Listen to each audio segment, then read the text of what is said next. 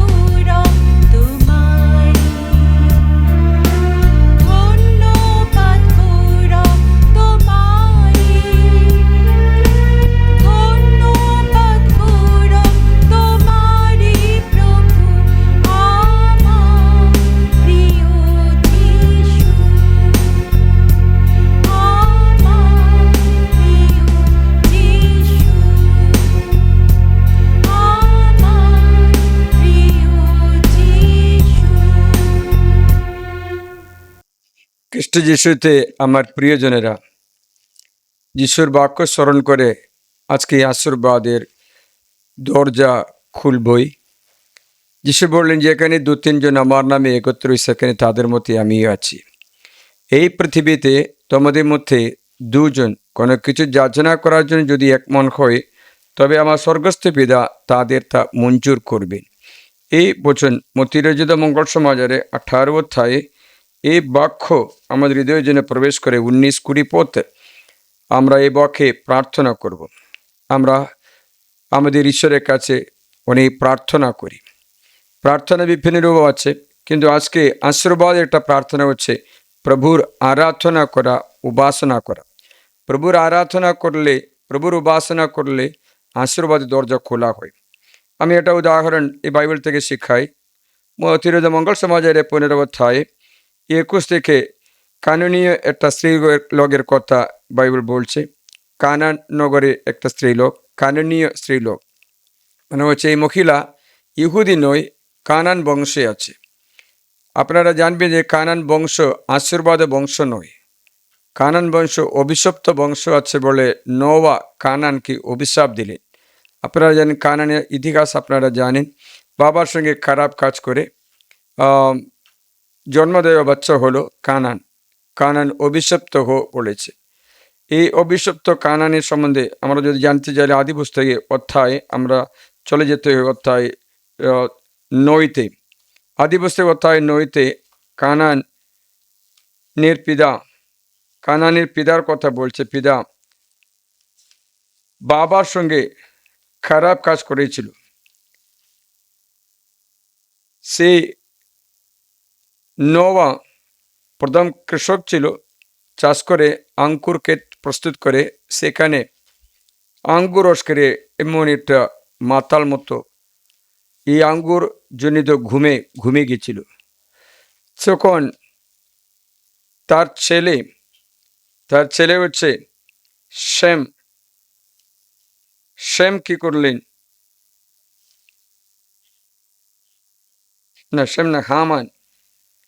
হাম কি করলেন?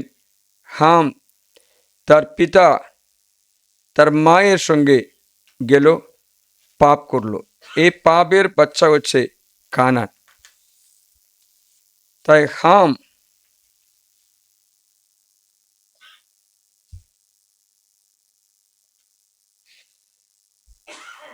অভিশপ্ত হয়েছে। সে কানান থেকে, সে বংশকৃত জন্ম ব্যক্তি হচ্ছে কানানীয় স্ত্রী। সে এখন যিশুর কাছে আসে। আদি বসে আপনারা 9 পথে দেখলে বোঝা যাবে যে কানানের পিতা হাম যখন বাবা মদ খেয়ে ঘুমাচ্ছে, তখন তার মায়ের সঙ্গে শারীরিক পাপ করে সন্তানকে জন্ম দেওয়া ব্যক্তি হচ্ছে কানান। এই কানান বাবা যখন ঘুম থেকে উঠে কানানকে অভিশাপ দিলেন, অভিশাপ দিয়ে বলেছেন, তুমি শোনাবো, এই ভজনটা শুনলে বুঝবে। সে নবায়ক হলেন প্রথম কৃষক। বস্তুত তিনি একটা আঙ্গুর ক্ষেত করতে শুরু করলেন। আঙ্গুর রস পান করে তিনি মাতাল হলেন এবং বস্ত্রহীন অবস্থায় তাঁবুর মাঝে শুয়ে পড়লেন। তখন কানানের পিতা হাম নিজের পিতার উল্লঙ্ঘতা দেখে আপন 2 ভাইকে কথাটা বললেন। তারা বাইরে ছিলেন। বাইবেলে উলঙ্গ দেখা মানে পিতার বস্ত্র তোলা মানে হচ্ছে তার মায়ের সঙ্গে পাপ করা। সেই ব্যক্তির সন্তান হচ্ছে, সেই সম্পর্কে জন্ম হওয়া সন্তান হচ্ছে কানান। এই কানানের কথা বলছে। কানান অভিশপ্ত। কানানীয় স্ত্রীর কথা এখন শুনবে। সেই জায়গায় একজন কানানীয় স্ত্রী লোক এসে চিৎকার করতে লাগলো, প্রভু দাও সন্তান, আমার প্রতি দয়া করো। আমার মেয়েটি একটা অবধূত দ্বারা নিষ্ঠুরভাবে উৎপীড়িতা। তিনি কিন্তু তাকে উত্তরে কিচ্ছুই বললেন না। তখন তার শিষ্যরা কাছে এসে তাকে অনুরোধ করে বললেন, একে বিদায় দিন, কেননা এ আমাদের পিছু পিছু চিৎকার করছে। তিনি উত্তর বললেন, আমি কেবল ইসরায়েল কুলের হারানো মেষগুলির কাছে প্রেরিত হয়েছে।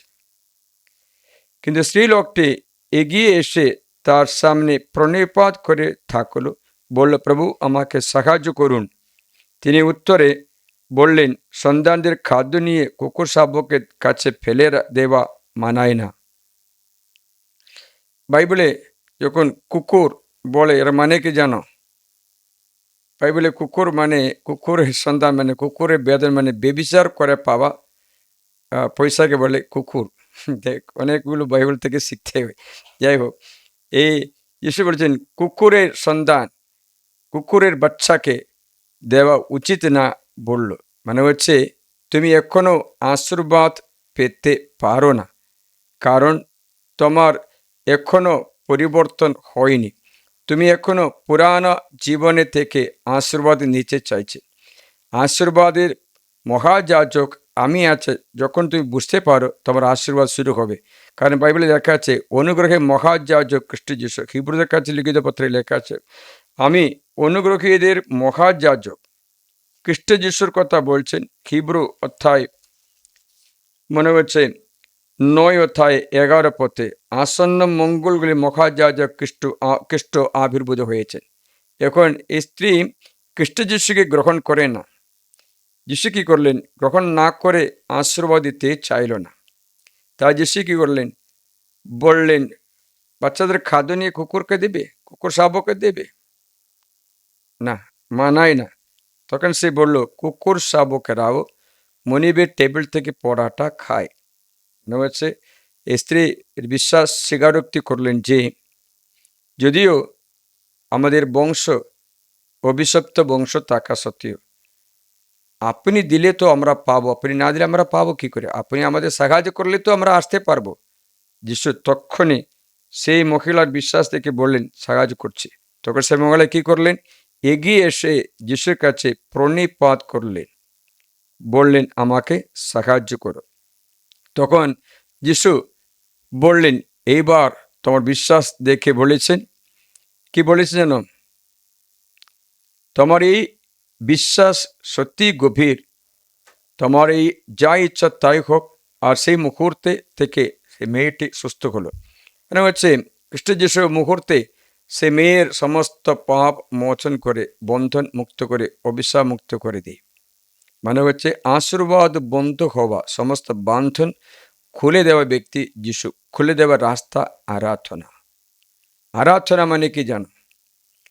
আমরা আরাধনা করি বলো, আরাধনা করলে কি মানে হচ্ছে বলো?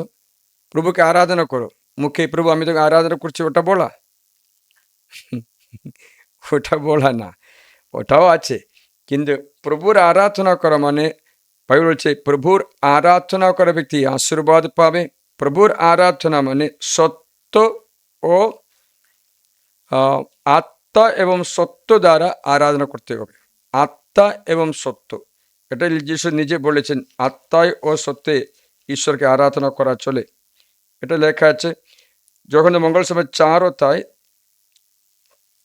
21, 22, 23, 24 লেখা আছে। সেখানে এতে ঘটনা এই যে সামারীয় একটা স্ত্রী, ইয়ারাও ইহুদি নয়, ইয়ারাও ইহুদি বংশ থেকে বাইরে আছে, কানানীয় স্ত্রী মতো আছে, এই সামারিয়াও। এই সামারিয়া স্ত্রীর কথা আপনারা জানেন। সামারিয়া স্ত্রী কি করে সামারিয়ার জন্ম হয়েছে জানেন? সামারিয়ার জন্ম জানতে চাইলে আমরা বাইবেলে আরেকটা জায়গায় যেতে হবে। সেখানে রাজা বলি গ্রন্থে লেখা আছে, দ্বিতীয় রাজা বলি অধ্যায় 17 যেতে হবে।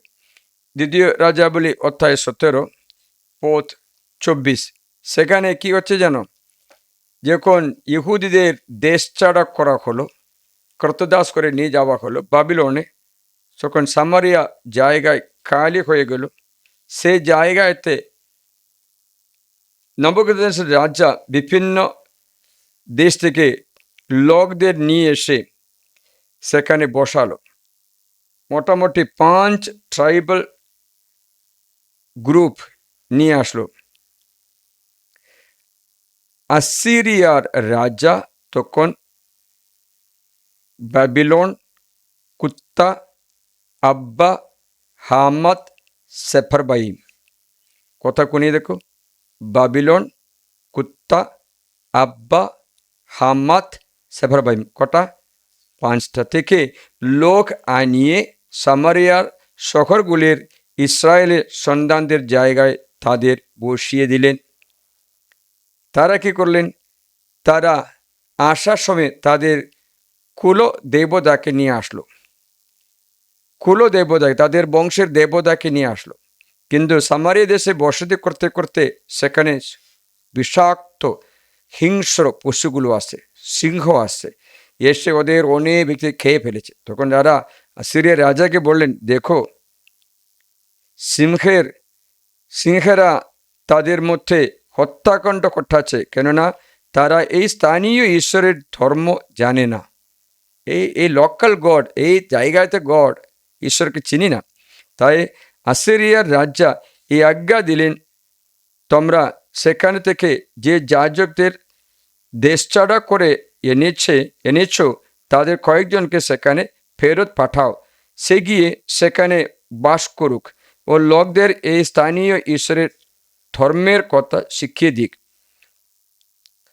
তখন তারা সামারিয়া থেকে একজন যাজক, যে যাজকদের দেশছাড়া করে নিয়ে গিয়েছিল, তাদের একজন এসে শেখ বেথেলে বাস করে তাদের শেখালেন কেমন করে প্রভুকে আরাধনা করতে, প্রভুকে আপন করতে শেখায়। এখন শিখবে। এটা দ্বিতীয় রাজা বলি অধ্যায় 24 থেকে আপনারা 29 পর্যন্ত পড়লে বুঝে যাবে। তাই হোক, সেখানে এরা এখন কত ঈশ্বরকে পূজা করছে? 6টা।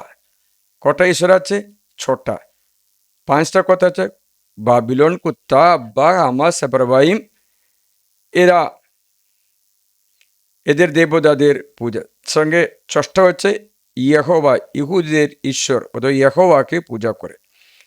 এখন ঘটনা হলো, এরা এরকম করেছে বলে ইহুদিরা তাদের গ্রহণ করলো না, জেরুসালেমে যেতে দিয়ে না। তা সামারিয়া তারা কি হয়েছে, গেরিসিম একটা পর্বতে তারা প্রভুকে আরাধনা করছে। সেখানকার একটা ব্যক্তি, সামারীয় নারী, সেই নারীকে যিশু মন পরিবর্তন করালে যিশু বলেছেন, তুমি আরাধনা করতে চাইছো, তাহলে সত্য সঙ্গে আরাধনা করবে। তখন যিশুর এই বাণীটা শুনি, 22 থেকে আমি তোমাদের শোনাবো। তোমরা যা জানো না তার উপাসনা করে থাকো, আমরা যা জানি তারই উপাসনা করি। আশীর্বাদ আরাধনার মধ্যেই আছে, মনে রাখবেন। কেননা পরিত্রাণ ইহুদের মধ্য থেকে আসে, মানে যিশু ইহুদির মধ্য থেকে আসছে, কিন্তু সেইক্ষণ আসছে এমনকি তা এক্ষুনি উপস্থিত, মানে হচ্ছে এসে গেছে যখন প্রকৃত উপাসকেরা আত্মা ও সত্যের স্মরণে পিতার উপাসনা করবে। কারণ পিতা তেমন উপাসকই দাবি করে। ঈশ্বর আত্মস্বরূপ এবং যারা তার উপাসনা করে আত্মা ও সত্যের স্মরণে তার উপাসনা করতে হয়।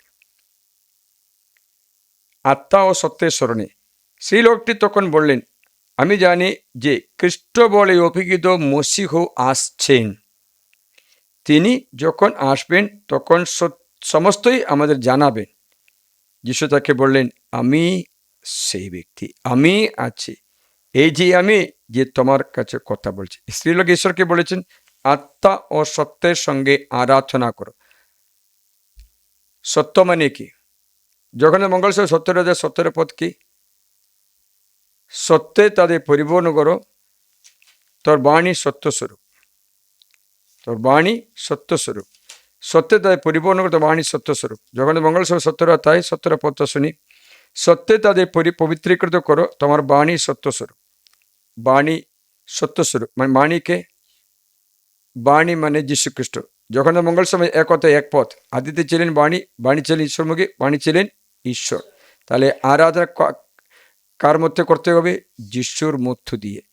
যিশু মানে সত্য, সত্য মানে বচন। যিশু আবার বলছেন, আমার কর্তায় আত্মা। জগন্নাথ মঙ্গল সমাজে 6 লেখা আছে, 6:63 পদে, জন 6:63। যিশু বলেছেন, আত্মায় জীবন দেয়, মাংস কোনো কাজের নয়। যে সমস্ত কথা আমি তোমাদের বলছি সে কথায় আত্মা, সে কথায় জীবন।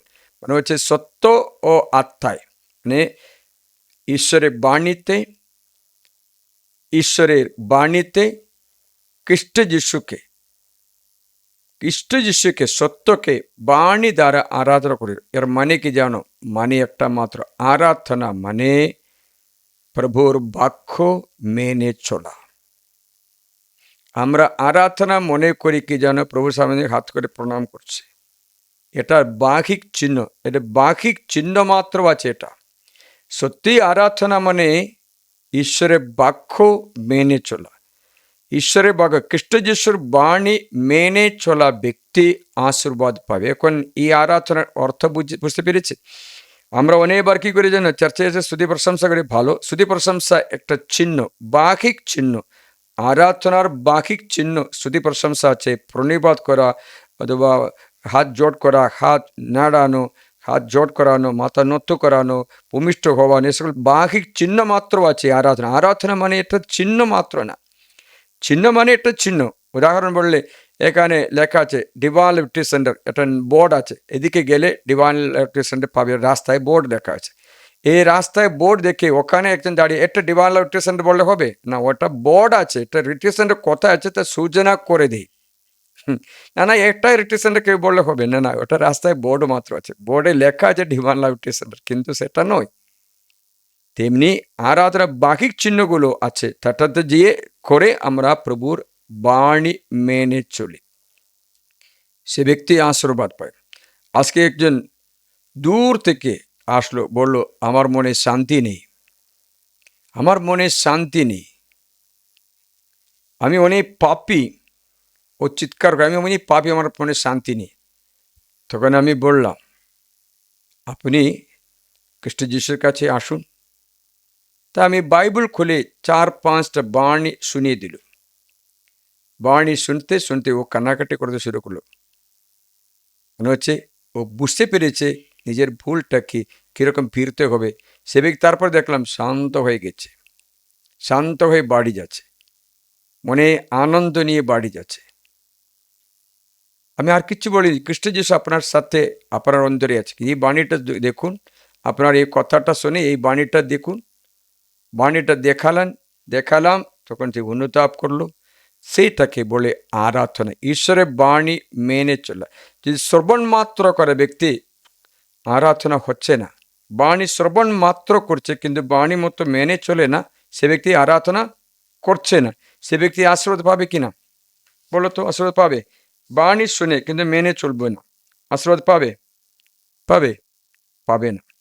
বাণী শোনা, মহাজাজ বাণী শুনলো, আশীর্বাদ পায় না। সাধু কি ফরিসি বাণী শুনলো, আশীর্বাদ পায় না। বাণী শোনা মাত্র না, শোনা বাণী মেনে চলা। যাকবের গ্রন্থে 4 অধ্যায় লেখা আছে, যাকবের গ্রন্থে 1 অধ্যায় 22 পদে লেখা আছে। যাকব অধ্যায় 1 22 পদে, first book of James chapter 1 verse 22। এই বাণীটা শুনবে।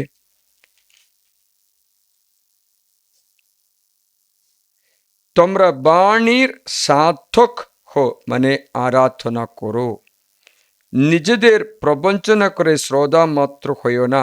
শুনছে কিন্তু ওর মতো চলে না, সে ব্যক্তি আরাধনা করে না। আরাধনা আশীর্বাদের রাস্তা। আরাধনা করলে আশীর্বাদের দরজা খোলা হয়।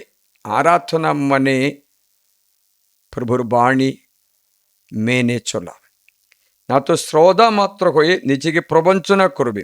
কেননা যে কেউ বাণীর শ্রদ্ধা মাত্র ও তার সাধক নয়, সে এমন একজনের মতো যে আয়নায় নিজের মুখ লক্ষ্য করে, নিজেকে লক্ষ্য করা মাত্র সে চলে যায়, আর সে কি রূপ লোক তা তখনই ভুলে যায়। আমরা কত বড় আয়না দেখছি জানেন? অনেকবার। কেননা আগে যা দেখে যা ভুলে গেছে, তার জন্য আবার দেখছি, আবার দেখছি। আগেটা দেখেছি, ভুলে গেছি কিরকম আছে।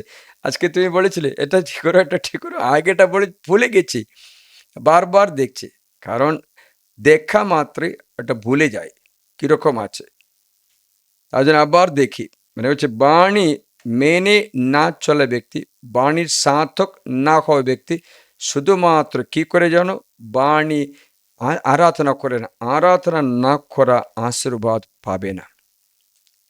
আরাধনা মানে প্রভুর কাছে গিয়ে আমি আরাধনা করি, স্তুতি প্রশংসা করে ধন্যবাদ জানাই, সেটা বলা নয়। সেটা এদের বাহিক চিহ্ন, সেটা অটোমেটিক আসবে। এই চিহ্নগুলো অটোমেটিক আসবে। উদাহরণ বললে, এই মহিলা যে কানানীয় স্ত্রী লোক, যিশুর কাছে এসে কি বলেছেন? কুকুর শাবকরাও মনিবের টেবিল থেকে পাওয়া টুকরোগুলো খাই প্রভু। মানে হচ্ছে আমরাও বাণী মেনে চলি, আমরাও তোমারই আরাধনা করে আশীর্বাদ তোমার মধ্য দিয়ে মাত্র জানতে পেরেছি। তার জন্য আমরা এসেছি, আমি এসেছি, আপনার কাছে এসেছি। কিসের জন্য? আমার এই নিবেদন রেখে আপনার বাক্য মেনে চলার জন্য। আপনার বাক্য মেনে চলার জন্য আমি এসেছি। তখনই ঈশ্বরকে বলেছেন, এ তো উপাসকেরা, এটা সত্যি উপাসনা করেছে। উপাসনা বাকি চিহ্ন না, চিহ্ন কি ছিল? ও সামনে এসে প্রণিপাত করলো, মানে হচ্ছে স্বীকার করছি তোমাকে, আর তোমার বাণী মতো চলবো। তখনই আশীর্বাদ লাভ করলো। একটা কুষ্ঠরোগীর কথা বাইবেল লেখা আছে, যখন মাতৃ মঙ্গল সমাজে 8 অধ্যায়। কুষ্ঠরোগী কি করলেন? কুষ্ঠরোগী যিশুর কাছে আসলেন, এসে কি বলেছেন? প্রভু, তুমি চাইলে আমাকে সূচীকৃত করতে পারবে, তুমি ইচ্ছা করলে আমাকে ঠিক করতে পারবে। এর মানে কি? তোমার বাক্য দিলে, তোমার বাণীতে আমি ঠিক করতে পারবো। মানে অন্য কারো মধ্যে আমি ঠিক হব না। সেটা মানে হচ্ছে প্রজ্ঞাপোষ 16:12 পদ, সেই ব্যক্তি জেনেও ও জানাও স্বীকার করছে, কোনো কাজ কোনো মলম তা নয় প্রভু, তোমার বাণী সব নিরাময় করে। এই যে বাণী সবই নিরাময় করে, এই বাক্য তার অন্তরে ঢুকে গেছে। জেনেও অজানাও জেনেও ঢুকে গেছে। আমি একটা কথা আপনাকে বলেছি, এক ব্যক্তি মরণাপন্ন অবস্থায় ছিল। আমি বললাম, আমি মরবো না, জীবিত থাকবো। এই মরবো না, জীবিত থাকবো বললো। এই ব্যক্তি অজানা স্যামসং 118, 17, 18 বছর পড়ে, ও জানে না, কিন্তু ওই বাণীটা পড়ছে। আবার একটা বাচ্চার কথা বলেছে, হাটে ফুটো। আবার অন্য একটা রোগে আক্রান্ত হয়ে শ্বাস নিঃশ্বাস 90% বন্ধ, মেশিন চলছে কিন্তু কোনো আশা ভরসা নেই। মানে হচ্ছে বাচ্চা নিজেকে 10% পর্যন্ত অক্সিজেন নিতে পারছে না, লাংসে জল জমে গেছে, ফুলে গেছে, পারছে না। ডক্টর আশা ছেড়ে দিয়েছে। আমি ওকে বললাম তুমি ভয় পেও না, কারণ নিরামক ঈশ্বর। সে কিছু বললো, ফাদার আমি প্রার্থনা করে আপনার এখানে এসেই আমি গর্ভধারণের কৃপা লাভ করেছি। তখন আমি বললাম যদি ঈশ্বর জীবন দিয়েছে ও রক্ষাও করছে, কারণ সেই জীবন চোর আসে কেবল চিরকত ধ্বংস করতে, কিন্তু আমি এসেছি তারা যেন জীবন পায়, প্রচুর পরিমাণে জীবন, ভয় নেই, প্রচুর পরিমাণে জীবন। পরে আমাকে একদিন দুদিন পরে বলল 50% ঠিক আছে, নিজে শ্বাস নিতে করতে, এখন 70% নিজে শ্বাস নিতে করতে পারছে, আস্তে আস্তে বাচ্চা নিচে করতে করবে। তারপরে আমাকে বললো হার্টে দুটো ফুটো আপনার থেকে বন্ধ হয়ে গেছে, মনে হচ্ছে হবে হবে। একদিন একটা বাংলাদেশে একটা পরিবার আসলো, হসপিটালে চিকিৎসার জন্য আসছে, তখন এখানে আসলো। আমি সেই সময় বা মাঠে কাজ করেছিলাম, ছোট প্যান্ট পরে ওই টি শার্ট পরে কাজ করে যারা আমাকে চিনতেই পারিনি। ওকে এই তো ফাদার জ্বর হতে পারবে বললো, ঠিক আছে আসুক।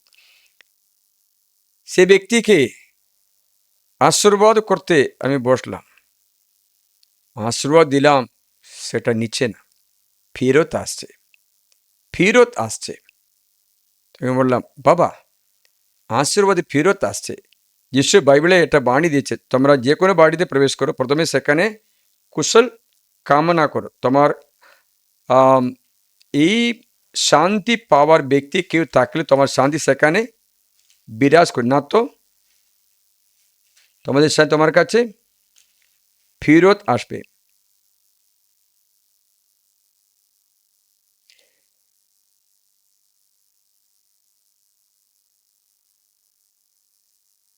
বাড়িতে প্রবেশ করার সময়ে বাড়ির সকল কুশল কামনা করো, সেই বাড়ির যোগ্য হলে তোমার শান্তি তার উপরে বিরাজ করুক, যোগ্য না হলে তবে তোমাদের শান্তি তোমাদের কাছে ফিরে আসুক।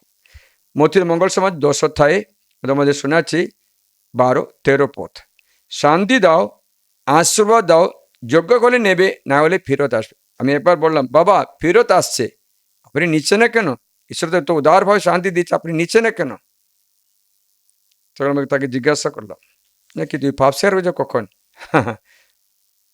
হাজার বিয়ের সময় করেছি, এখন 30 বছরের বাচ্চা আছে, বুঝতে পারছি, 30 বছরের বাচ্চা আছে। বললো বাবা আগের কথাগুলো ছেড়ে দাও, আপনি একটা কাজ করুন, আশ্রয় নিয়ে যান, আপনি আর চিকিৎসা করতে হবে না, হসপিটাল যেতে হবে না, এটাতে হবে। সে মনে হচ্ছে অনুতাপ করলো আর আশীর্বাদ লাভ করে চলে গেল। প্রিয়জনেরা, সে কথা বলতে না বলতে কারো মনে, আমার মনে আর একটা চিন্তা আসলো, অন্য একটা ব্যক্তির জন্য প্রার্থনা করার সময় সে ব্যক্তির সময়ে আমি আর একটা কথা দেখলাম, আমাকে আপনাকে বলতে পারবো না। জিজ্ঞাসা করলাম, অস্বীকার করলো, অস্বীকার করলো। তখনই তারও আশীর্বাদ শুরু করছে, তারও চোখ ভিজে গেছে, প্রভুর কৃপা তার অন্তরে প্রবেশ করেছে। মানে হচ্ছে আশীর্বাদ দেওয়া ঈশ্বরের কাজ, আশীর্বাদ নেওয়া তোমারই কাজ। বলো না আশীর্বাদ পাই না, মানে হচ্ছে বলতে বরং আশীর্বাদ নেইনি। বুঝতে পারছিলে? আশীর্বাদ দেওয়া ঈশ্বরের কাজ। ঈশ্বর উদার মনে তিরস্কার না করে সবাইকে দিচ্ছে, উদার মনে। উদার মনে কি মানে? উদারতার সঙ্গে তিরস্কার না করে সবাইকে দিচ্ছে। সবাই নিচে কেনাটাও আলাদা ব্যাপার, সবাই এটা নিচ্ছে না, সবাই নিতে পারছে না, কারণ তার মধ্যে বাধা বিঘ্ন কিছু থাকবে। তার জন্য আপনারা জীবনে কখনো একটা পাপ স্বীকার করা উচিত, জীবনে আপনারা একটু রিট্রিট করা উচিত। আপনারা যে কষ্ট মধ্যে থেকে কষ্ট পেতে দরকার নেই, আপনি আশীর্বাদ নিতে পারবে। আমি তোমাদের শোনাচ্ছি, এই পাত্রটা শুনবে। যাকবের গ্রন্থ এক কথায়, book of James chapter 1 verse 5 and 6, তোমাদের কারো যদি প্রজ্ঞার অভাব থাকে তবে সেই ঈশ্বরের কাছে যাচনা করো, তিনি সকলকে, কাকে? সকলকে সকলে মানে আপনি আছে আমার মতে না, আমি আছে নাকি দিদি, আমি আছে আপনি আছে না, আচ্ছা আমরা সকলে আছে, সকলকে উদারভাবে, উদারভাবে মানে কি, উদারভাবে মানে কি কোনো পক্ষপাত নেই, বেশি একে একটু বেশি দেই, একটা কম দেই, একটা ওইরকম না, সমানভাবে উদারভাবে তিরস্কার না করে দান করেন, দান করেন, আর তাকে তা দেওয়া হবে, কিন্তু যাচনাটা বিশ্বাসের সঙ্গে করা চাই, সন্দেহের লেশমাত্র যেন না থাকে, কেননা যে সন্দেহ করে সেই সমুদ্রে সেই ঢেউয়ের মতো, যে বাতাসে তাড়িত আলুটিত, তেমন মানুষ যেন প্রভু কাছে কিচ্ছুই পাওয়া প্রত্যাশা না করে, সে তো দমনা, সে তো দমনা, সে তো দমনা, তার সমস্ত আচরণে সে অস্থির। দেখেছে আশীর্বাদে কে বন্ধ করছে? ঈশ্বর বন্ধ করছে, আপনি বন্ধ করছে, আপনি বন্ধ করে দিয়েছে, ঈশ্বর দিচ্ছেন না, দিচ্ছেন উদারভাবে তিরস্কার না করে, তিরস্কার না করে। এই গাছের দিকে দেখো, এই আম গাছ যে আপনি পুঁতেছে, বড় হয়েছে, ফল দেওয়ার সময় হয়েছে, তখন আম গাছ নাকি আপনাকে দেখবে, ও ওনার স্বভাবটা ভালো না, এটা খারাপ স্বভাব, তাহলে আজ ফল দেবো না, বলবে? আপনার গাছ আপনার স্বভাব দেখে ফল দিচ্ছে না, ফল দেওয়া বন্ধ করছে না, তো ও আপনার থেকে ফল দিয়ে থাকে, কিন্তু আপনি ফল খেতে পারবে কিনা এটা আলাদা ব্যাপার। আপনি আম গাছ লাগিয়েছে, ফল দেওয়া পাওয়ার সে আপনাকে হাই ডায়াবেটিস হয়ে গেল রে, ফল খেতে পারছেন, আপনার দোষ হয়েছে, এটা আম গাছে দোষী বললে হবে? হবে না, আপনি নিতে পারছেন, এ আপনার ক্ষতি হয়। মানে হচ্ছে অনেকবার আমরা আশীর্বাদ নিতে পারছে না, ঈশ্বর দিচ্ছে, ঈশ্বর দিচ্ছে। একদিন একজন ব্যক্তি আমাকে একটু পরিহাস করার জন্য বলল, কি বলেছেন, তুমি প্রার্থনা করেছো, প্রার্থনা শুনে আরেকজন রাগ করলো, আরেক ইয়া করলো, এটা করলো বললো, তখন আরেক জিজ্ঞাসা হলো, প্রার্থনা সাড়া পেয়েছে? হ্যাঁ, প্রার্থনা সাড়া পেয়েছে, ওই রকমই হলো। বুঝতে পারছিলে, প্রার্থনা সাড়া পেয়েছে। উদাহরণ বলি, এই সান্তালি বাইবেল সম্মেলন এটা তো শেষ হয়ে গেছে, অনেক লাখ টাকার খরচা হয়েছে, প্রচুর। চিন্তা করি, আগে আমার একটা চিন্তা করলো, আরে বাবা, গেল বছর 8.5 লাখ হলো, এবছর তো আরো বেশি। আমি ফাদারকে জিজ্ঞাসা করলাম, ফাদার বলছে প্রভু আছে তো। ও ও ফাদার আমার চোখটা খুলে দিল, ফাদার আমার চোখটা খুলে দিল, আমার ব্যাকুলতা ও সাহায্য করে দূর করে দিল। প্রয়োজন কখনো কখনো আমাদের পরস্পরের সহযোগিতা করে সাহায্য করা দরকার, যদিও বিশ্বাস হলে সময় আসতে পারে আমরাও সন্দেহ করছি, বুঝতে পারছিলে? তাতে তার জন্য ঈশ্বরের বাক্য আছে, সাধু সাধীদের সহযোগিতা, দ্য কমিউনিয়ন অফ সেইন্টস, সাধু সাধীদের সহযোগিতা, দ্য কমিউনিয়ন অফ সেইন্টস, এটা আমাদের দরকার আছে, সাধু সাধীর সহযোগিতা। আমরা একাই এই জীবন বিজয় করতে পারবো না, অনেকদের সাহায্য সহযোগিতা সব দরকার। That's why in the Bible it is said we need the communion of saints. একা করে যেতে পারবো না, একা করে জীবন বিজয় করতে পারবো না, আমরা কি করি, সহযোগিতা দরকার, কারো সহযোগিতা দরকার, communion of saints. That's why the Bible says that, Hebrew chapter 12 verse 1, with so many witnesses in a great cloud all around us. এত অনুগ্রহীত বিশ্বাসী মানুষের সাক্ষীদের একটা সমূহ আমাদের সঙ্গে আছে। আবার সমূহ জীবনে প্রতীক হচ্ছে আমাদের গির্জায় মিশা, প্যারিশ কমিউনিটি। আপনারা কমিউনিটিতে যোগদান করে থাকে, আপনার প্যারিশ কমিউনিটিতে আপনারা যোগদান করে থাকে, এটা আপনার দরকার আছে। কারণ এই সহভাগিতা, সাধুর সাথে সহভাগিতা, হিব্রু 12:1 এই সহভাগিতা আমাদের দরকার আছে।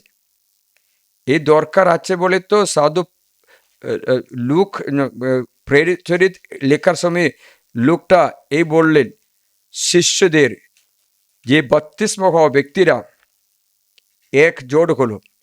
শিষ্যচরিত অধ্যায় 2-তে আপনারা এই 42 পদটা শুনবে, তারা সকলে প্রেরিতদের শিক্ষা গ্রহণ বাক্য।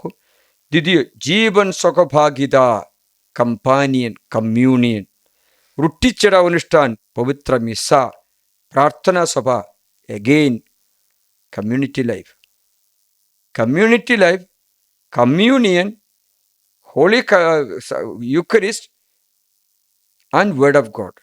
How many things you need to make your life successful, you know? কত জিনিস দরকার আছে জীবন বিজয় করার জন্য। আমরা চিন্তা করি, আমি প্রার্থনা করি, প্রার্থনা মাত্র হবে না, প্রার্থনা মাত্র হবে না। They remained faithful to the teachings of the apostles. প্রেরিতদের শিক্ষা মানে বাইবেল বাণী আপনার দরকার, নাম্বার ওয়ান। দ্বিতীয়, ব্রাদারহুড মানে হচ্ছে জীবন সহভাগিতা, ব্রাদারহুড, কমিউনিয়ন। যিশু কি বলেছেন? দুজন মিলে এক মন হয়ে, মানে কমিউনিয়ন, এটাকে বলে ব্রাদারহুড অথবা জীবন সহভাগিতা। অনেক ব্যক্তিরা জীবন সহভাগিতা নেই, কারণ ওকে ঘৃণা করছে, একে ঘৃণা করছে, ওর সঙ্গে ঝগড়া করছে, মানে মিশা করতে আসছে। হবে না। বাড়িতে স্বামী স্ত্রীর মধ্যে ঝগড়া, মানে পরস্পরে ভালোবাসা নেই, প্রার্থনা করতে হবে না। সহভাগিতার অভাব আছে, কমিউনিয়ন নেই, কমিউনিয়ন নেই, সহভাগের অভাবে আশীর্বাদ ঠিক হচ্ছে না। বুঝতে পারছিল? অনেক ব্যক্তিরা এই সহভাগের অভাব আছে। তৃতীয় হচ্ছে রুটি ছেঁড়া অনুষ্ঠান, মানে মিশা। বলি রবিবার দিন আপনারা গির্জে যেতেই হবে। এই অনলাইন মিশাতে চলবে না। অনলাইন মিশে রোগীদের জন্য পাবে, যারা কোনো মতো বেডরেডেন আছে, কোনো মতো কোনো কিছু করতে হবে, তাদের আধ্যাত্মিক চেতনা দেওয়ার জন্য মাত্র আছে, ওর মিশার বদল নয়। আমিও এখানে অনলাইনে করছি, এটা মিশার বদল নেই, গির্জে যেতে হবে। অনেক ব্যক্তিরা করোনার পরে অনলাইন মিশা করে তৃপ্তি পাচ্ছে, আমি মিশা করেছি। এটা আমি একটা ভিডিও দেখলাম, ভার্চুয়াল অ্যারেস্ট, ভার্চুয়াল অ্যারেস্ট বলে একটা ভিডিও দেখলাম, আপনারা দেখেছে কি জানি না। ওই যে সাইবার ক্রাইম করা ব্যক্তিরা আপনাকে ফোন করছে, ভিডিও কল দিচ্ছে, আপনি ভিডিও কলে আপনাদের মানে বলছে আপনার নামে একটা পার্সেল কোথাও পাঠিয়েছে, পার্সেল আমরা চেক করে দেখলাম, আপনার পার্সেলে MDMA ড্রাগ আছে, আপনি এখন আরেস্টে আছে, আপনি ভার্চুয়াল আরেস্টে আছে, এখন আপনি কোথাও যেতে হবে না, আমাদের পুলিশ এখন আসবে, আপনাকে অ্যারেস্ট করবে। ও ভয় পাচ্ছে। হ্যালো, কি করবো তাহলে? আমি তো জানি না তো কে আমাকে পাঠিয়েছে, আমি কি করে জানবো? হয়তো হতে পারে আপনি ইনোসেন্ট, কিন্তু আমরা আপনার পার্সেল, আপনার অ্যাড্রেসে পার্সেলে পেয়েছি। তখন ও প্রথমে শুনে কী করবে? আতঙ্কিত হবে না, এটা ঘটনা হলো। তারপরে কি করলে যেন আস্তে আস্তে কথা বলে, ঠিক আছে আপনার কাজ করুন, আপনার একটু ডেপোজিট করে দিন, ওর মধ্যে আপনার এটা আমরা আপনাকে ছাড়িয়ে দেব। অ্যাকাউন্টে বললো, পয়সা কথা খুঁজলো, অ্যাকাউন্টে ট্রান্সফার করলো। তখন দেখতে হবে যে এটা ফ্রড আছে, ফ্রড, পুরা পয়সা গোসল করে চলে গেল। Virtual arrest.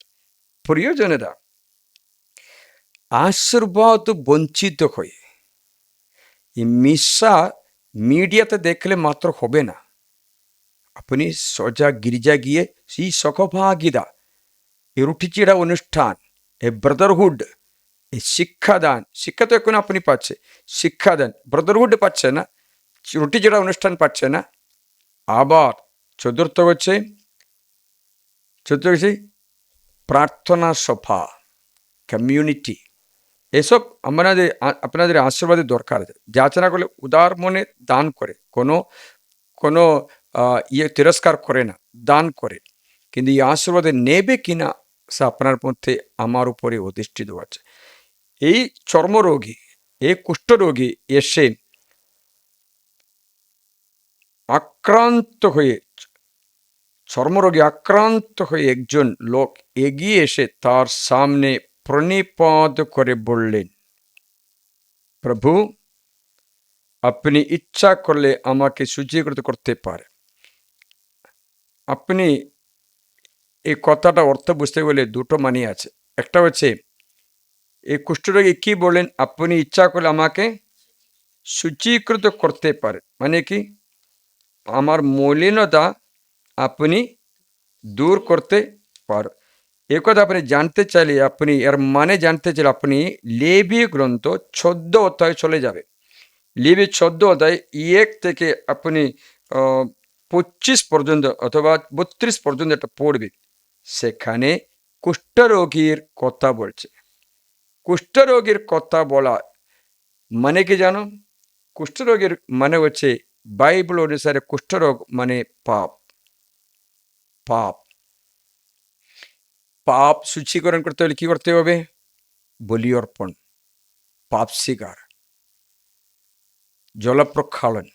মানে হচ্ছে কুষ্ঠরোগীকে শুচি করতে কি করতে হবে? বাইবেলে আমরা সময় মতো 14 অধ্যায় পড়বে, সেখানে অনেকটা লেখা, তার মধ্যে লেখা দুটো জীবন্ত পাখি, একটা মাটির পাত্র, একটা রানিং ওয়াটার, যে জল, ঝর্ণা থেকে আসা জল, একটা হিসব গাছ, এটা দিয়ে পাখিকে, একটা পাখি খাটবে, তার রক্তটা এই গামলাতে ওই মাটির পাত্রে রাখবে, ওর সঙ্গে রক্ত জলে মিশা করবে, আর একটা পাখি দিয়ে, জীবন্ত পাখিকে ও জলে ডুবিয়ে দিয়ে উড়িয়ে দেবে, তার এই জলটা নিয়ে, রক্তটা নিয়ে ওকে ইয়ে করাবে, তার কানে লাগাবে, তার হাতে বৃদ্ধাঙ্গুলে, বড় আঙ্গুলে, পায়ে বৃদ্ধাঙ্গুলে লাগাবে, তারপরে সেখানে আবার তেল মাখাবে, 7 বার করবে, তবে শুচিকৃত হবে। মানে হচ্ছে এখানে প্রশ্নটা যে জীবন্ত পাখি, মরা পাখি, একটাকে মেরে ফেলে, একটাকে জীবন্ত, একটাতে জীবন্ত পাখি মরা পাখির রক্তে ডুবিয়ে উঠিয়ে দেয়, চিহ্ন রূপে বলে যীশু খ্রিস্টের মৃত্যু পুনরুত্থান।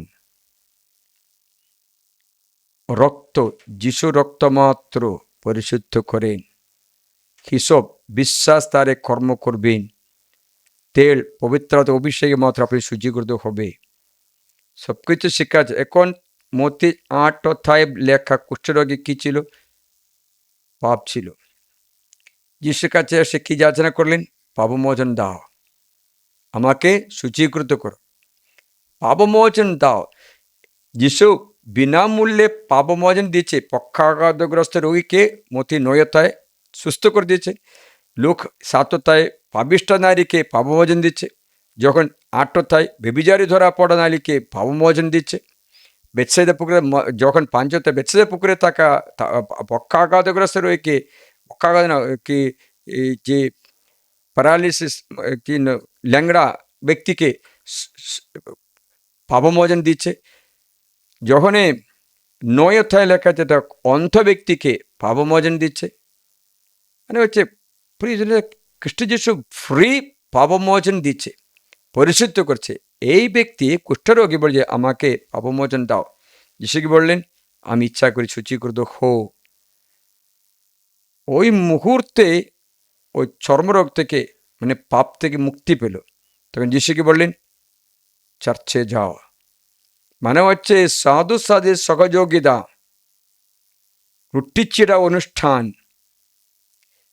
পাপমোচনের পরে চার্চে যাও, কমিউনিয়ন নাও, পুরোকে দেখাও, তুমি কৃষ্ণপ্রসাদ গ্রহণ করো, তুমি জীবন সহভাগিতা, ব্রাদারহুড অথবা প্রার্থনা সভা এবং শিক্ষা গ্রহণ করো। বুঝতে পারছিলে? তাই শুচিকৃত করে মানে হচ্ছে এটা থেকে উপাসনা বলে। উপাসনা মানে সব কিছু মিলে বলা আরাধনা। রুটিচেরা অনুষ্ঠান করতে হবে, এটাও আরাধনা। জীবন সহভাগিতা, ব্রাদারহুড, এটাও আরাধনা, কার ঈশ্বরের বাণী মেনে চলে। প্রার্থনা সভা, এটাও আরাধনা। শিক্ষাদান, এই সব কিছু উপাসনা। এইসব মানে হচ্ছে ঈশ্বরের বাণী মেনে চলে। কুষ্ঠরোগী কি বললেন? বাণী মেনে চললে শুচিকৃত হলো। আমরা কি করে জানো? আমরা বাণী মেনে না চলে আশীর্বাদ নিতে আসে। আমি একটা দম্পতিকে আসতে দেখা, আশীর্বাদ দাও, সুস্থতা দাও, অর্থের জন্য, চাকরির জন্য নেই, প্রার্থনা করছে। ঠিক আছে, প্রার্থনা করব। আমি বললাম আপনার কত বাচ্চা আছে? একটাই ফাদার। আর একটা বাচ্চা নাও না। আপনি একটু প্রথম আজ্ঞা লঙ্ঘন করে দ্বিতীয় আজ্ঞার আশীর্বাদ চাইছে কেন? ঈশ্বর বলছে মানুষের পক্ষে একা থাকা ভালো না বলে আদি পুস্তকে 2 অধ্যায়ে 18 পথে লেখা আছে আপনি আপনার বাচ্চাকে একা রেখেছে। তারপরে আমি আশীর্বাদ চাইছি, ফলবান হো। মানে হচ্ছে আপনার 2টো বাচ্চা, ফলবান হয় না তোমার গর্ভপাত্র, তা আরও বাচ্চা নাও, বংশবৃদ্ধি করো, পৃথিবী ভরিয়ে তোলো, আদি পুস্তক 1 অধ্যায় 28 পথে পূর্ণ করো, তবে আশীর্বাদ হবে। পূর্ণ করলে কি আশীর্বাদ হবে জানো? ঊর্ধ্বলোকের আশীর্বাদ, অথল গোখবের আশীর্বাদ, পাহাড় পর্বতের আশীর্বাদ, গিরিবালের আশীর্বাদ। মানে ওই যে সব দিকে আশীর্বাদ, 4টে আশীর্বাদ পাবে বলেছে। যখন বুকর গর্বের আশীর্বাদ পেলে ঊর্ধ্বলোকের আশীর্বাদ পাবে, অথলোকের আশীর্বাদ পাবে, পাহাড়ের আশীর্বাদ পাবে, উপপর্বতের আশীর্বাদ পাবে। কটা আশীর্বাদ? 4টে আশীর্বাদ পাবে। কিন্তু আমরা কি করি জানো? আরাধনা করে না, মানে হচ্ছে বাণী মেনে চল। আরাধনা মানে ঈশ্বরের বাক্য মেনে চলা। মানে গির্জায় গিয়ে আমি তবে আরাধনা করি, শুধু প্রশংসা করে থাকা বলা মাত্র না, এটা এদের বাহ্যিক চিহ্ন। বাহ্যিক চিহ্ন মাত্র থাকলে হবে না।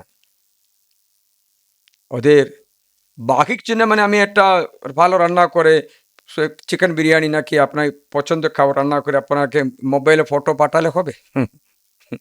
মোবাইলে বাহ্যিক চিহ্ন দেখে যে এটাতে হবে না, মুখে খেতে হবে, নাহলে কি করে খুশি হবে বলো তো?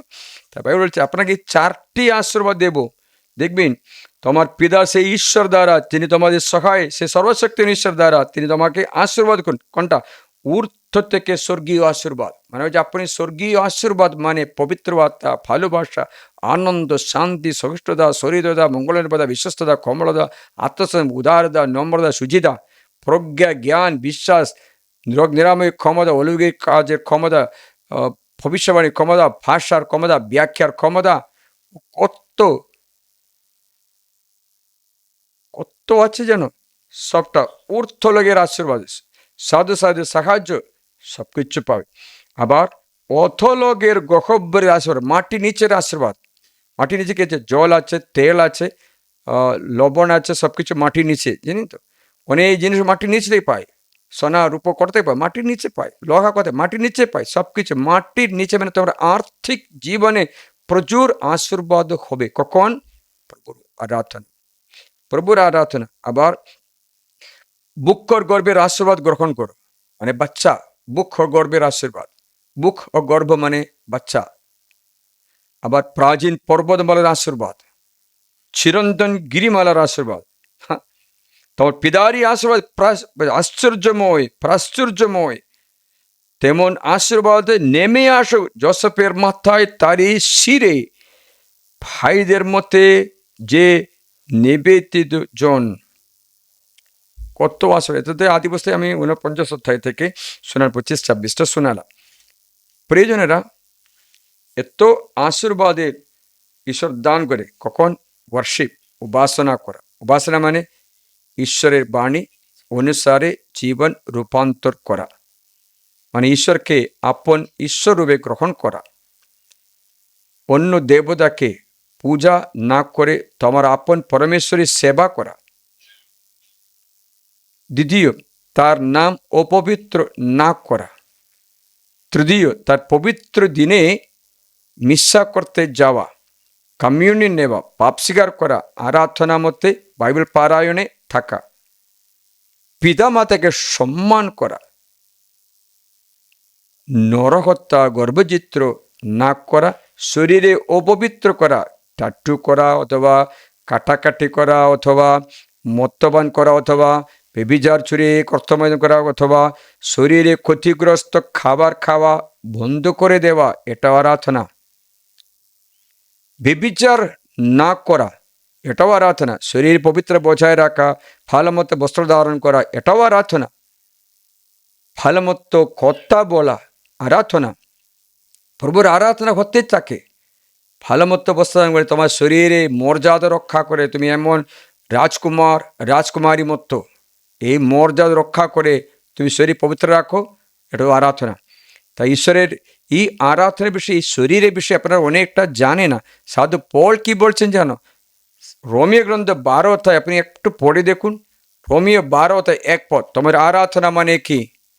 তোমার শরীর উৎসর্গ করা। দেখেছিলে? শরীর পবিত্র করা তোমার আরাধনা। মানে আজকে অনেক ব্যক্তি শরীরে টাট্টু করে, শরীরে বেবিচারের জন্য ছেড়ে দিয়ে, শরীরে নোংরামি ফটো তুলে পাঠায়, শরীরে অপবিত্র করে, তা অন্য ব্যক্তির খারাপ নজরের পাত্র করে ভিডিও বানায়, নোংরামি করে। বাবা, তোমার আরাধনা নেই, তোমার উপাসনা নেই। মনে রাখবেন, অতএব ভাই, প্রভুর সত্য করুণার কাজেরই আমি তোমাদের অনুরোধ করছি, তোমরা নিজেদের দেহ উৎসর্গ করো, দেহ সমর্পণ করো। কি রকম? এক জীবন্ত দেহ, মৃত দেহ নয়।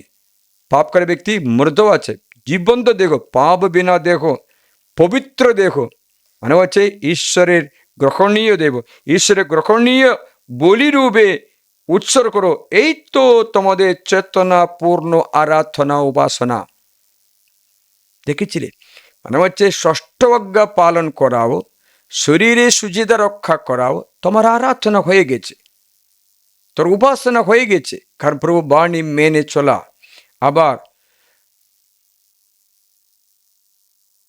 চুরি, অন্যের জিনিস অপহরণ না করা, মিথ্যা কথা না বলা, অসার কথা না বলা, এটাও আরাধনা। অষ্টের ফল, স্তুতি প্রশংসা করা, এটাও আরাধনা। অষ্টের ফল প্রভুকে দান করা, দেখি ইব্রুর কাছে 13 লেখা আছে, অষ্টের ফল দান করো, মানে হচ্ছে স্তুতি প্রশংসা করো, এটাও আরাধনা। মিথ্যা না বলা, সেটাও আরাধনা। সত্যি কথা বলা, মানে ঈশ্বরের বাণী বলা মুখে, তাও আরাধনা। বাণী মেনে চলাও আরাধনা। আবার পরের স্ত্রীদের লোভ না করা, পরের দ্রব্য লোভ না করা, সেটাও আরাধনা। এরকম চিন্তা করলে আরাধনার মধ্যে মাত্র আশীর্বাদ দান করে, আশীর্বাদ আপন করতে পারে। তা প্রিয়জনেরা, একদিন এটা শতপতি যিশুর কাছে এসে জিজ্ঞাসা করল, আমার দাসকে সুস্থ করে দিন। যিশুকে বলেছেন, ঠিক আছে, আমি আসছি। কিন্তু ও ঘরে ঢুকতে দেই না। কি অবস্থা দেখুন। তিনি কাফারনাউমে প্রবেশ করলেই একজন শতপতি এসে তাকে অনুনয় করে বললেন, প্রভু, আপনার দাস পক্ষাঘাতগ্রস্ত অবস্থায় বাড়িতে শুয়ে আছে, সে ভীষণ যন্ত্রণায় ভুগছে। তিনি তাকে বললেন, নিজে গিয়ে আমি তাকে নিরাময় করব।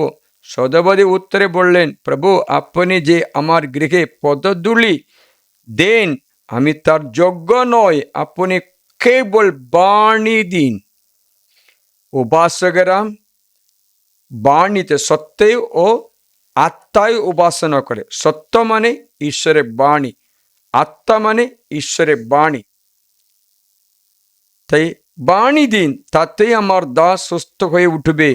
মানে হচ্ছে আমি আপনার বাণীতে চলি। একজন ব্যক্তি একটা বাণী দিন। দেখো, উদাহরণ বললে, আমিও কর্তৃপক্ষের অধীন, আবার আমার সৈন্যরাও আমার অধীন। আমি একজনকে যাও বললে সে যায়, আরেকজনকে এসো বললে সে আসে, আর আমার দাসকে এ কাজ করো বললে সে তা করে। তেমন কথা শুনে যিশু বলেছে, তুমি এরকম বাধ্য সন্তান, আমার বাণীতে বাধ্য হয়েছ, সেটা তো আরাধনা। তাহলে তোমার ইচ্ছা হোক। সঙ্গে শিশুকে বলেছেন। তেমন কথা শুনে যিশুর আশ্চর্য লাগলো এবং যারা তার অনুসরণ করেছিল তাদের বললেন, আমি তোমাদের সত্যি বলছি, ইসরায়েল মধ্যে কারও এত গভীর বিশ্বাস দেখতে পাইনি। আর আমি তোমাদের বলছি, অনেকে পূর্ব পশ্চিম থেকে আসবে এবং আব্রাহাম, ইসহাক, যাকবের সঙ্গে স্বর্গরাজ্যে পৌঁছে বসবে। কিন্তু রাজ্যের সন্তানেরা বাইরে অন্ধকারে নিক্ষিপ্ত হবে, সেখানে হবে কান্না, দাঁতের কষাকষি। আর সেই শতপতিকে যিশু বললেন, আপনি বাড়ি যান, যেমন বিশ্বাস করলে আপনার প্রতি তাই হোক। আর সেই মুহূর্তে সে দাস সুস্থ হয়ে উঠল। প্রিয়জনেরা, এতই আজকে আমরা বাণী শুনলাম। এখন এই বাণী মেনে চলা বলে সিদ্ধান্ত নিয়ে প্রভুকে সাক্রামেন্ট নিয়ে এসে আমরা আরাধনা সমর্পণ করি।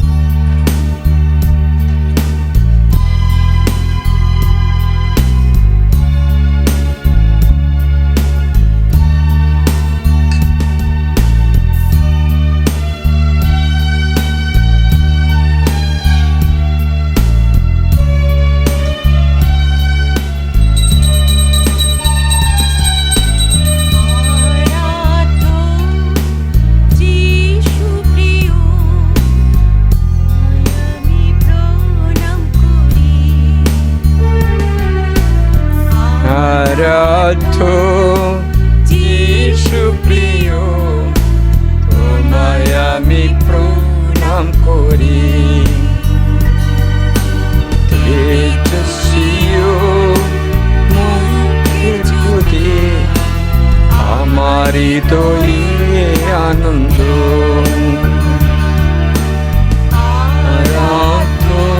প্রণাম করি যিশু প্রিয়।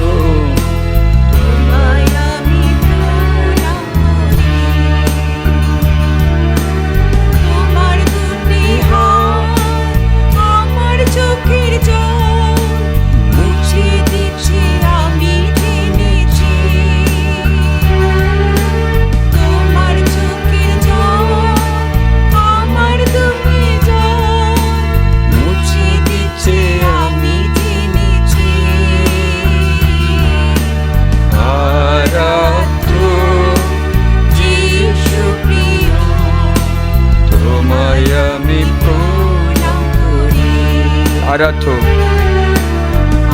আরাধো যিশু প্রিয়। মাথা নত করি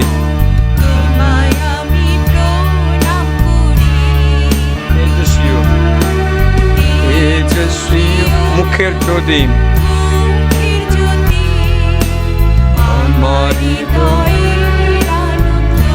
তোমার দুটি হাত আমার চোখে জল,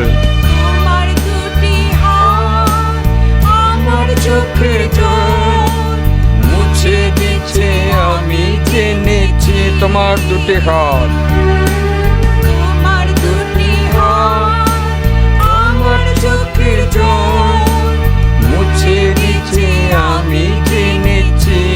আরাধো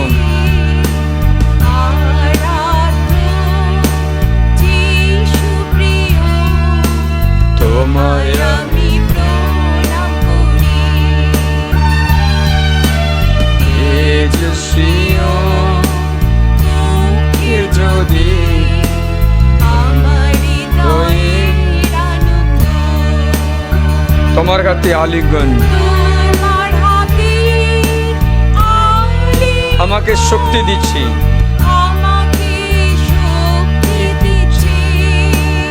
তোমার হাতে আলিঙ্গন, তোমার হাতে আলিঙ্গন আমি শক্তি দিচ্ছি। আরাধ্য প্রিয় যিশু, আরাধ্য যিশু প্রিয়, তোমায় আমি প্রণাম করি। তেজস্বী তেজস্বী মুখের জ্যোতি আমার হৃদয়ের মাধুর্যময় তোমার বাণী, আমার হৃদয় শীতল করে।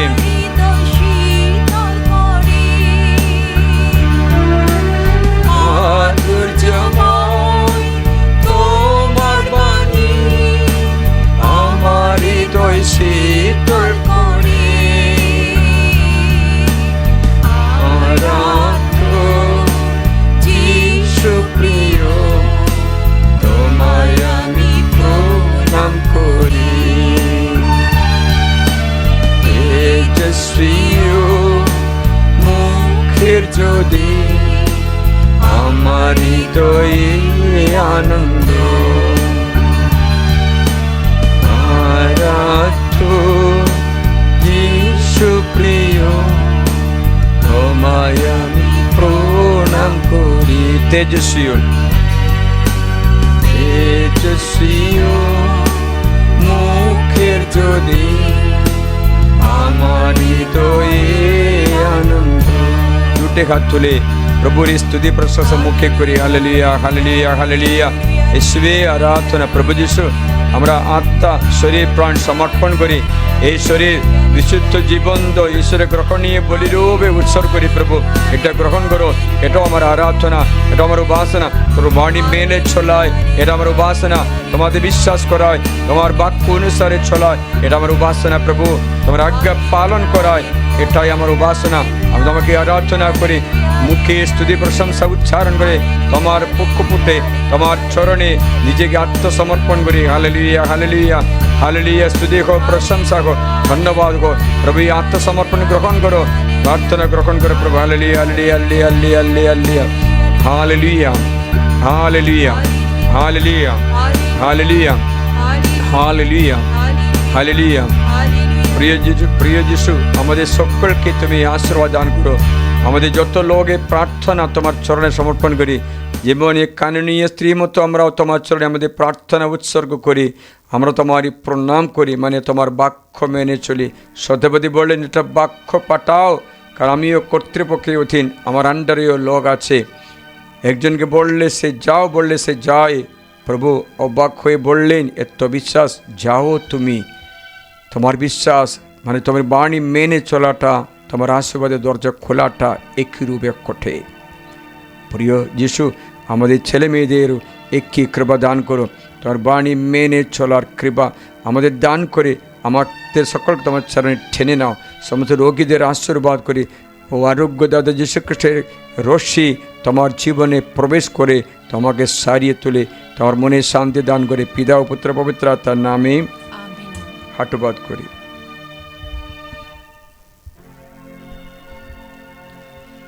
পরম পবিত্র ঐশ্বরিক সংস্কার আজ চিরকাল আরাধনা। পরম পবিত্র ঐশ্বরিক সংস্কার আজ চিরকাল আরাধনা। পরম পবিত্র ঐশ্বরিক